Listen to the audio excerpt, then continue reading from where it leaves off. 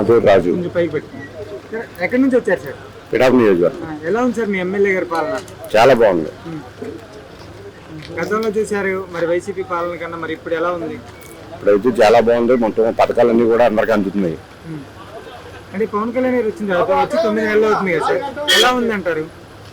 9 నెలలు మాకు అన్నీ జరుగుతున్నాయండి. ఒకటి 1 by 1 ప్రాసెస్ జరుగుతుంది. రోడ్లు వేసారు, అది పశువులకు సంబంధించిన షెడ్లు అవి ఇచ్చారు, ఇంకా చాలా జరుగుతున్నాయి. బ్రిడ్జి వర్క్లు అవి జరుగుతున్నాయి. అంటే మీ పిఠాపురంలో ఏమైనా అభివృద్ధి చేశారా?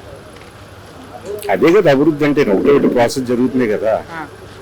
అంటే పవన్ కళ్యాణ్ గారు వచ్చిన దగ్గర నుంచి సొంత సభల కోసం వచ్చారా లేదా ప్రజల కోసం పోరాడుతున్నారా? ప్రజల కోసమే పోరాడుతున్నారు. ఏంటి సార్ అంత నమ్మకం ఏంది పవన్ కళ్యాణ్ గారిని?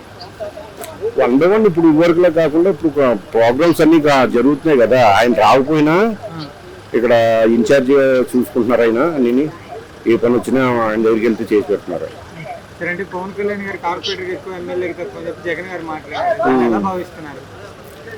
అది నాదెండ్ల మనోహర్ గారు అన్నారు కదా, కోడికెత్తికి ఎక్కువ గొడ్డలు తక్కువ అని. అలాగే ఉంటుంది. గతంలో చాలా అంటే అలాంటి విమర్శించకూడదండి. ముఖ్యమంత్రి స్థాయి వ్యక్తి జనాలు ఏదో అది పనికిమాలిన విమర్శల కింద తీసుకుంటున్నారు. ఏంటంటే ఏదైనా సబ్జెక్ట్ మీద మాట్లాడాలి. ఆయన మాట్లాడదలుచుకుంటే సబ్జెక్ట్ కాకుండా ఏదో ఇష్టం వచ్చినట్టు మాట్లాడితే ప్రజల్లో చులకనైపోతారు తప్ప ఏముండదు కదా. వాళ్ళే కాదు, ఆ పార్టీ నాయకులు కూడా గతంలో ఎలా మాట్లాడారు ఇప్పుడు అలా మాట్లాడుతున్నారు. రోజా గారిపై మీ అభిప్రాయం ఏంటి సార్? అది వరస్ట్ అండి. గతంలో అనేక మాట్లాడినారు, అసెంబ్లీ గేట్ కూడా దాకిచ్చినాను అన్నారు. ఇప్పుడు నెగ్గడం వాడడం అన్నది ఎవరికైనా సహజం అండి. అలా ఎన్టీ రామారావు గారు గతంలో చాలా మంది, ఇందిరాగాంధీ, ఎన్టీ రామారావు గారు ఓడిపోయి నెగ్గారు, అన్నీ జరిగాయి కదా గతంలో.